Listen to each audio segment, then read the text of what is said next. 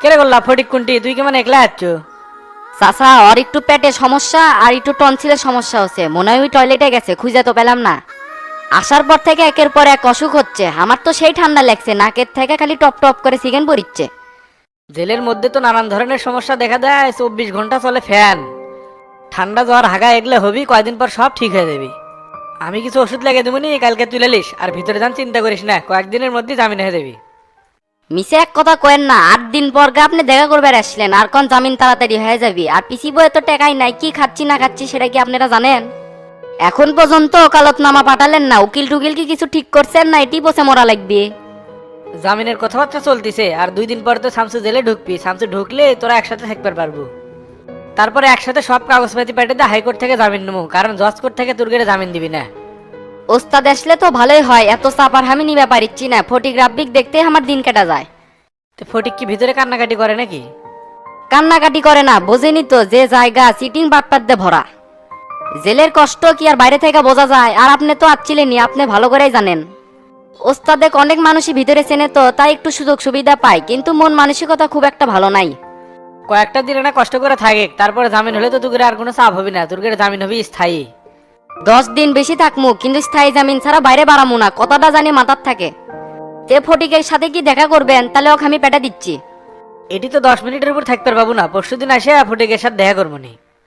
এই আপনাদের সময় শেষ হয়ে গেছে, আপনারা এখন যান, সিরিয়ালে আরো অনেক লোক আছে, ওরাও সাক্ষাৎ করবি।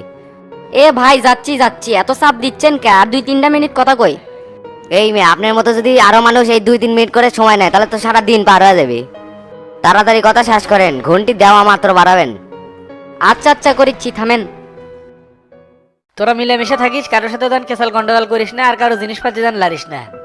তুই বাইরে থেকে কিছু খাবার টাবার লাগিয়ে দেবো নাকি? কিছু খাবো? দিয়েন, কাছে কোনো টাকা নাই, রাব্বিক থেকে টাকা নিয়ে চলিচ্ছি। তাহলে 1010 টাকা দিয়ে যাচ্ছি, তোরা 3জন মিলেমিশে খাস, আর বাইরে ক্যান্টিনে আমি খাবার লাগিয়ে দিয়ে যাবো নি। আর তো তার সাথে তো মন্টুর বইয়ের বিয়ে দিছি, শালারা লটর পটর করবে যা ধরা পড়ছিল। কোন কি একবারে উচিত বিচার করছেন, শালার বেটা বেশি বিঘা পাড়া শুরু করছিল। শালা এখন ফাটা বাসের জীবিত উঠে গেছে। তুই থাকে, পরশুদিন আমি আসতেছি, আসে আবার দেখা করবো নি। আচ্ছা চাচা ভালো থাকেন, আর দেখা করবে আসেন কিন্তু। সকাল সকালকে এই শালার সাথে দেখা হলো, এখন তো হবি কথা কাটাকাটি।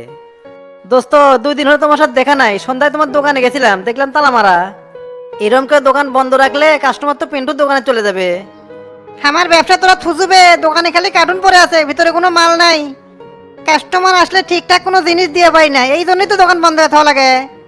আর কত বড় মিথ্যা কথা তুই কলু, 2 দিন হলে হামাক খুঁজুচ্ছু কেন? আমি তো বাতি লাগে খুঁজুচ্ছি, কোনো জায়গায় পাচ্ছি না। কিছুক্ষণ আগে ফজলু চাচা করলো তুই এটাই বসে আছো, তাই চট্টসকে চলে আসলাম। তুই আমার পাগলার মতো খুঁজুচ্ছ কি জন্য? আমি তোর কিছুরি করছে? আর এই ডিজিটাল যুগে কাউকে খোঁজা লাগবে, একটা টেলিফোন করলেই তো আমাকে পেয়ে গেল নে। সেটা করা কি বাকি থুজি? তুই তো আমার নাম্বার থুজি ব্ল্যাক লিস্টে। আর তো তাক ফোন দিলে তো ফোনই ধরে না, কে রে? তোরা কি টাকা দেবো কি দেবো না সেটা কত? টেকা দুমু, কয়েকদিন দেরি হবি, তুই বন্ধু মানুষ, তোর কাছে তোর মিশা কথা কওয়া যাবি না। আর তুই তো জানিসই তোতা ভাই বিয়ে করে এলা ঝামেলাত পড়ছে। শালা শফিক আর শামসু ষড়যন্ত্র করে ভাইয়ের মাথাত বোঝারও তুলে দিছে। যেমন কর্ম তেমন ফল, তোতা মুখ দিবার যাবি কিন্তু সুদুন খাবি না, তাই কি হবে? শোনে, আমি আর কোনো ডেট নিবার পারবো না, আজকের দিনের মধ্যে টাকা দেওয়া লাগবে, চল তো দরকার যাবো। তুই কিংবা ছোট ছলের মতো করছু, তো কোলে আমি কয়দিন পরে দুমুনি, এত চাপ নিচ্ছু কিসব? দিবের সাথী দুমু, তুই চলে যা, এই ডন তো কথা দিল। বালুত পেশাব করা আর তোর মুখের কথা একই। কেরে তুই ওর থেকে উঠবো নাকি টানে চিচা তুলবো? এ আয় না, তোর আসপদ্দা কল দিন দিন বেড়ে যাচ্ছে, বন্ধু হয়ে থেকে এতক্ষণ কিছু করছি না, তাছাড়া কিন্তু ধুমধারাক্কা দিলাম নে। তোগের ক্ষমতার মধ্যে আছেই তো মানুষকে মারা, কয়েকদিন আগে ঘুষি জাঙ্গির মারছে, তার বিচার কিন্তু এখনো করি নেই। সময় সুযোগ বুঝে আমি আর প্রতিশোধ নমু, আমি কিন্তু আগের আয়নাল নাই। তুই আগের আয়নাল আসু না কোন আয়নাল আসু, তুই পারলে প্রতিশোধ নিস। থাকে, চলে গেলাম, অযথা আমাকে ডিস্টার্ব করিস না।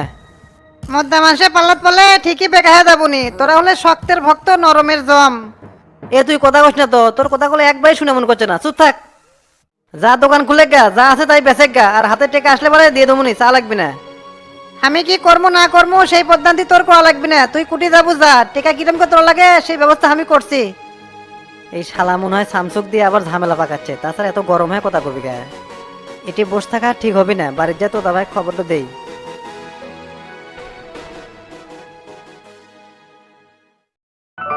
কি ব্যাপার ডাক্তার সাহেব, রিপোর্ট কি তৈরি হয়েছে? মেলা দিন তো হয়ে গেল। জি জি, রিপোর্ট তো নিয়ে আসছি। অতিরিক্ত রক্তক্ষরণের কারণে রোগী মারা গেছে।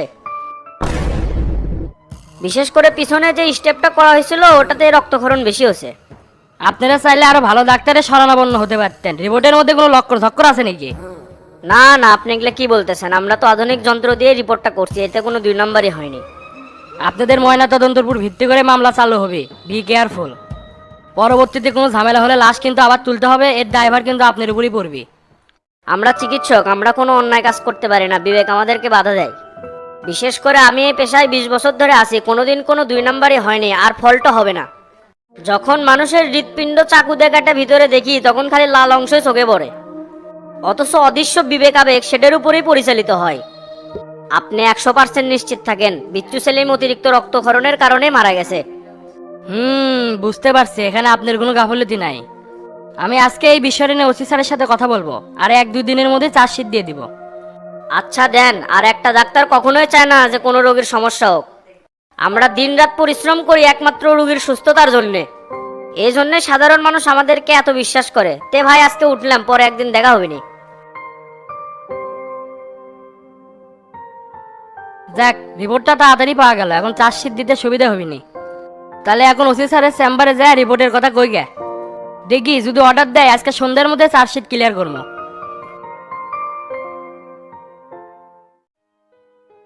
কে বারে পাখি ঘটক, একবারে কোনো চেম্বার নিয়ে বসছো বারে? দিনকাল ভালো হলে মনে হয় ইনকেই হয়। হ চাচা, আপনাদের দোয়ায় ভালোই ব্যবসা হচ্ছে, এখন তো ডেইলি বিয়ে পড়াচ্ছি। তো তোমার কুমার বাইরেই দেখি না, আগে পথে ঘাটে কত দেখা হচ্ছে, এখন সেই মানুষ কুমার ঘরবন্দি হয়ে গেছো। ইনকে করে ঘরের মধ্যে থাকলে ব্যবসা বাণিজ্য লাটে উঠবি না। ডিজিটাল যুগ চাচা, এখন তো সবকিছু অনলাইনেই হয়। আমি এখন অনলাইনেই বিয়ে শাদী পড়াচ্ছি। কিছুক্ষণ আগেই তো ভিডিও কলে 3টা পাত্র পাত্রীর সাথে কথা বললাম, এর মধ্যে মনে হয় কেউ আটকে যাবে। তো চাচা, আপনার কি খবর? এই বুড়া বয়সে কি আবার বিয়ে শাদী করার চিন্তা ভাবনা নিছেন নাকি? আমার কাছে সব ধরনের পাত্রী আছে, বয়স্ক আছে, 2-3 ছেলের মাও আছে, যেটা চাইবেন সেটাই পাবেন।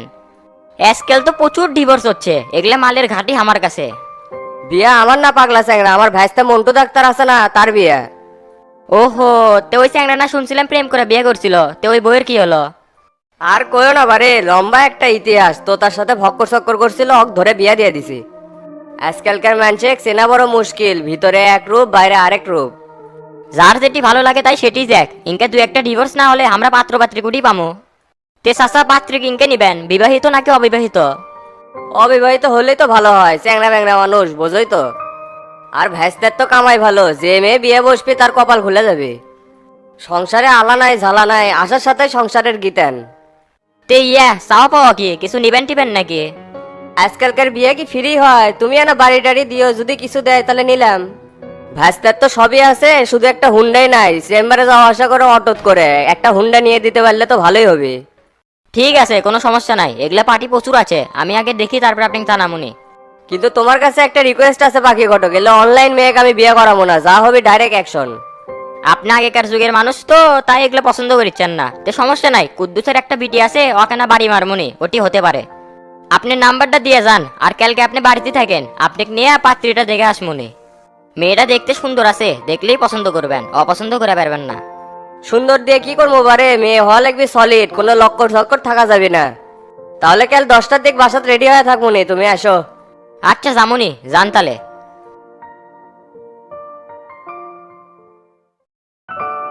কি ভাবি, রান্নাবাড়ি এখনো শেষ হয় নাই? আমি দুনিয়ার মূল লোক ঘুরে আসনু, খিদায় পেট চুঁচু করিচ্ছে।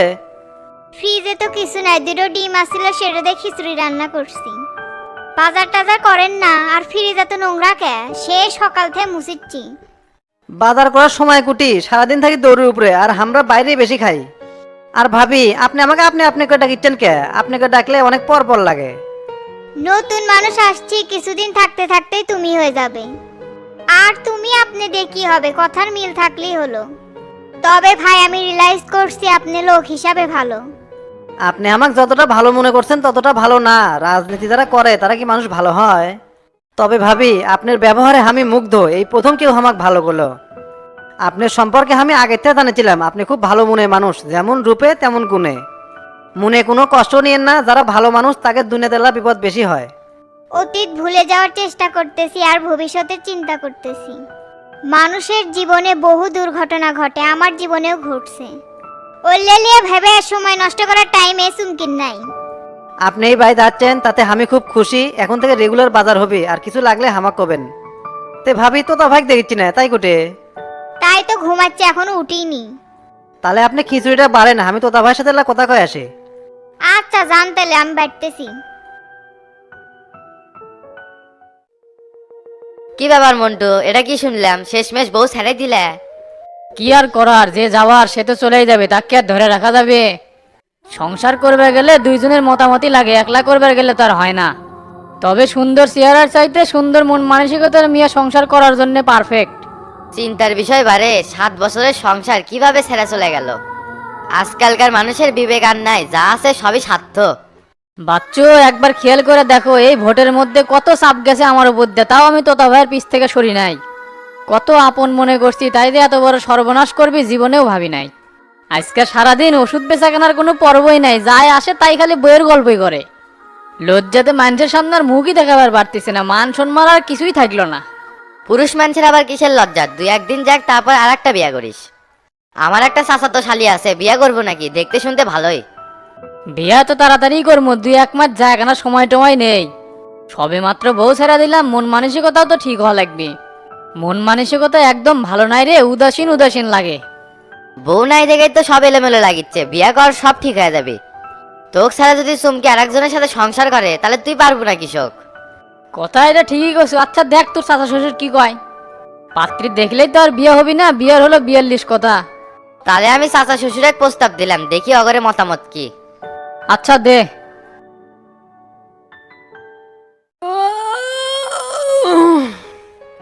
হাই রে, 11টা বাজে, এখনো টানা পড়া শেষ হলো না। আর জুতা পরে শুচ্ছিলেন নাকি?